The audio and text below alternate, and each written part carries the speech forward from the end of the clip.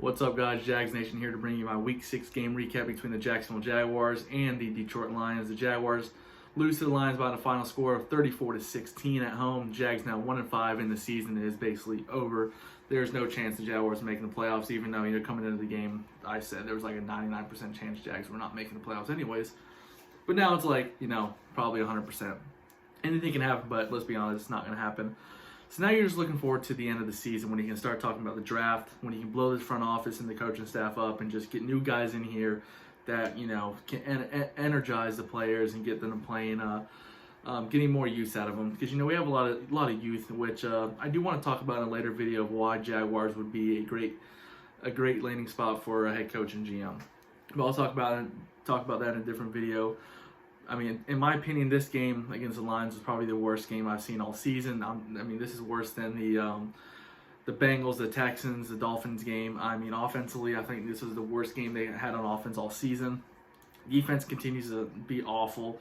No pressure once again. Joe Schobert had a good game. He had like 10-plus tackles and an interception. Sidney Jones allowed a few catches. He did okay.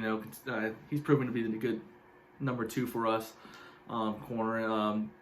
C.J. Henderson was back. I thought he played pretty decent. Miles Jack was back, but he left the game early with a ankle injury again. But once again, defense continues to be awful. Not getting any pressure, not getting really any takeaways besides that one interception, no sacks. Allowing 30 points again. So I'm not going to continue each video talking about the defense when we know it's going to be terrible. I want to talk about the offense though. First and foremost, I want to start with the play calling. I thought the play calling was, beginning of the game was a lot better. They were trying to run the ball. They were unable to run the ball, but also they took some deep shots, which I really do appreciate, but we were not able to connect. So Jay Gruden, I thought, had a good play calling at the beginning of the game, but towards the end it started falling apart. So I would say, he did a decent job play calling. Not the best, but, decent. The offensive line, this year has played pretty decent this season for the most part. I think we've been in the middle of the pack. We've only allowed like 15 or 16 sacks, but like half of them have been on Minshew's fault. But this was the game the offensive line struggled tremendously, especially with the run only, allowing James Robinson to run 29 yards. He had really no holes to hit.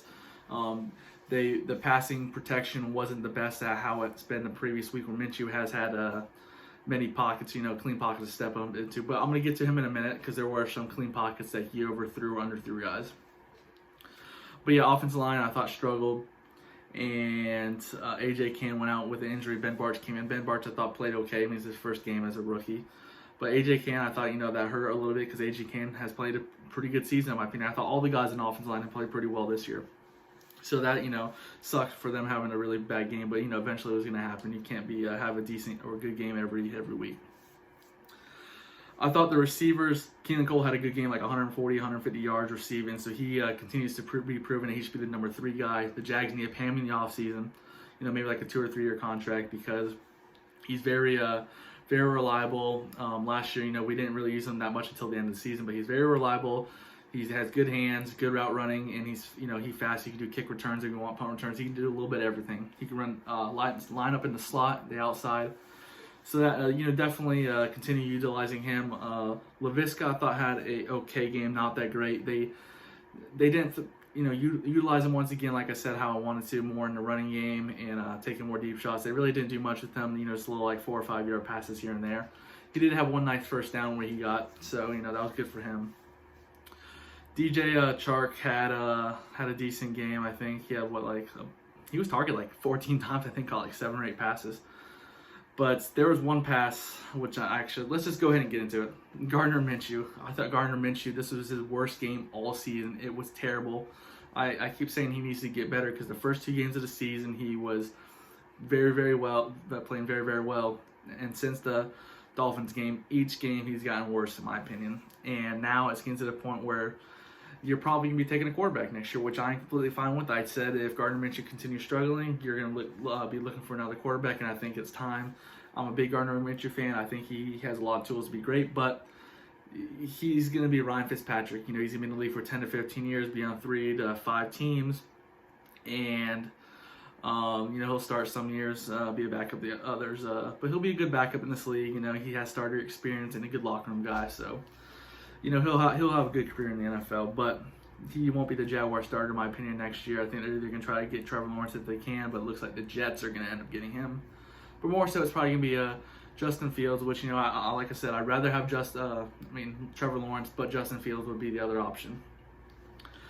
Because Minshew, he runs away from clean pockets. He doesn't step up in clean pockets. He misses wide open guys. Like DJ, there's a few times DJ Chark was beating the defender. One time around like 25-yard line where he was going into the end zone, and Minshew just didn't see him at all. He threw it to Cole, who Cole also looked like he should have got called for defensive player, should have got called for pass interference on Cole, but he didn't. But he could have also hit Cole. There's other times where you had receivers coming across the middle, either it was Cole or Chark, and then there's Gardner Minshew's interception. He threw it deep, and DJ Chark beat the corner, and he had a step also on the safety, but he underthrew it, so DJ Chark had to come back, and it ended up being intercepted. Another pass where DJ Chark had the receiver beat and was unable to connect. There was another time where Keelan Cole, it was in the fourth quarter, like garbage time. He hit him deep, and he was open. He caught the ball, but Keelan Cole had to come back for it. So Gardner Minshew, he's good with medium to short passes, but his deep pass of like 40-plus yards is not very good. He doesn't have the arm strength, and I don't think he has the vision. He has the vision because he knows the guys are going deep, but he has a disconnect where you can tell the receivers are Cole and Visca, not more so Cole and Chark are getting frustrated with him. They should be, because they're getting open. He's not hitting them in stride. They're having to come back to the ball when there should be some easy touchdowns here. If you could have a quarterback that can hit players in stride with a deep pass, there probably would have been two touchdowns on the board. The Jags probably would have lost maybe 34-30 or even won 30 to like 20 something. So it's continued to be a trend where Gardner's continued struggling and regress and getting worse and worse, and it just sucks because I was a big Gardner fan, but it's the reality. He won't be the starter next year, and I know there might be fans that come on here. I see fans on social media talk about, well, the offensive line's not good and no one's getting open. No, people are getting open. The offensive line has done a decent job this year, so there's no room to complain and be like, oh, it's not Minshew's fault. Minshew has struggled, and that's a reality. So and this is coming from a Minshew fan. It sucks, but it's time to look, move forward. Even like if Minshew played decent, let's say decent this year, right? Maybe he picks it up and ends up having like a decent year. When the new coaching staff and GM come here, they probably want their own guy, so he probably won't be here next year anyways. He might be here as a backup, but not the starter. But it's, oh my gosh, it just sucks. Man, I really want my team to win, but on the other side, it's just like, you just want to go 1-15 and have a chance to maybe get Trevor Lawrence, because Trevor Lawrence is like the best quarterback coming out since prospect since Andrew Luck. He has an arm, he can run, he's very accurate, he can throw the ball deep.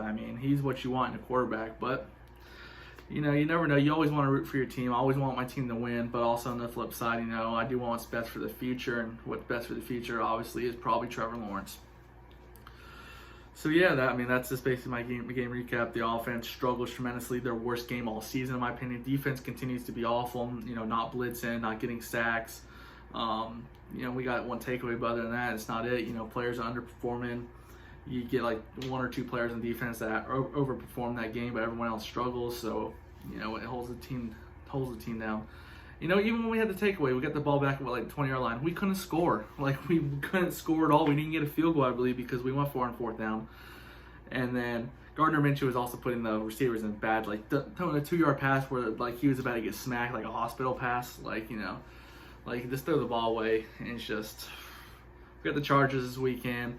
Probably going to lose. Justin Herbert's going to go off. It's probably going to be his best game all season as a rookie. Get his first official win, as a starter. So he'll probably throw like 350 yards on it, 300 to 350 yards, probably like 3 or 4 touchdowns, maybe 1 interception if we're lucky. So yeah, it's looking like a long season. Beginning of the year I thought maybe like anywhere from 5-11 to like 8-8 possibly, but now I'm looking at towards like possibly like 2-14. I'm thinking maybe 3-13. Trust me, a lot of you probably be like, well, Jags, you've seen the schedule, they ain't gonna win out the game. Knowing the Jags, they are going to beat a team they have no business beating. It's probably going to happen. It's going to be a good team in probably November that we're going to surprise. Not saying it's going to happen, but that's Jaguar fashion. To be a team that we had no business beating, end up being 2-14 and getting out of the number 1 or number 2 spot. But yeah, I'll probably do my preview video for the Chargers game on either Thursday or Friday. And also, I'm coming out with a video very soon. I'm going to talk about why the Jaguars will be a good landing spot for a new head coach, a new GM, like everything that they have, considering draft capital and cap space. But I'll get into more detail about that later on. But yeah, there's my little recap and a little rant about how bad the offense was. Josh Lambo is coming back this weekend. He should be. So our kicking game should be solved, hopefully, again. So that's a huge plus. But yeah, thanks for watching. Go Jags, and please subscribe.